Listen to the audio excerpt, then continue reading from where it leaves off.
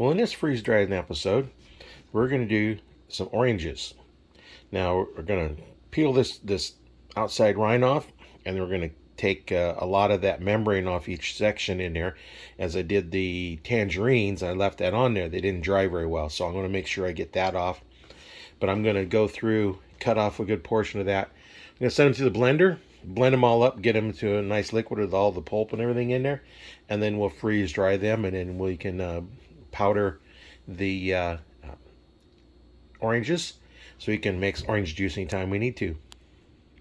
So we get cutting them up, and we'll go from there. Well, this is what we made orange juice. We got 2 quart jars and a pint jar. I did taste some of this.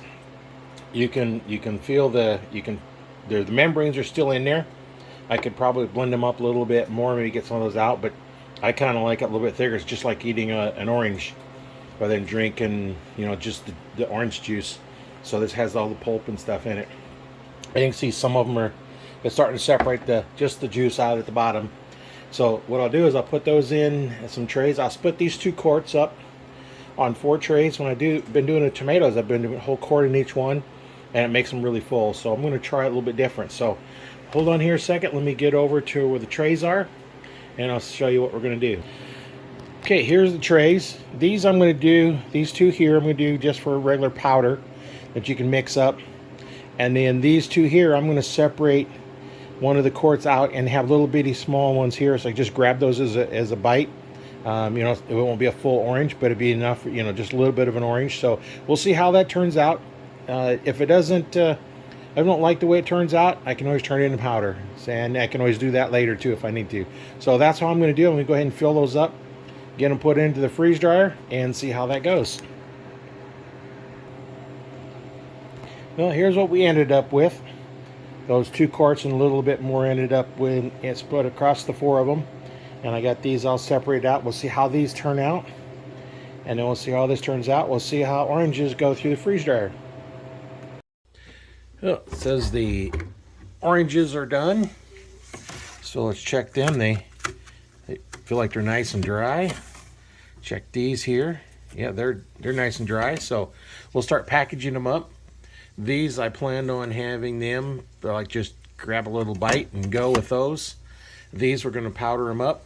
So let's get the food processor out, and we'll start powdering these up, and we'll get them packaged.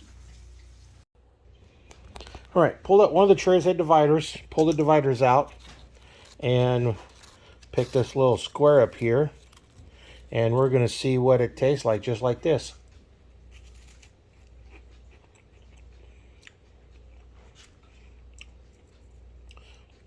Strong orange. Those we make good little bites. I think I'll package some up with them just like this.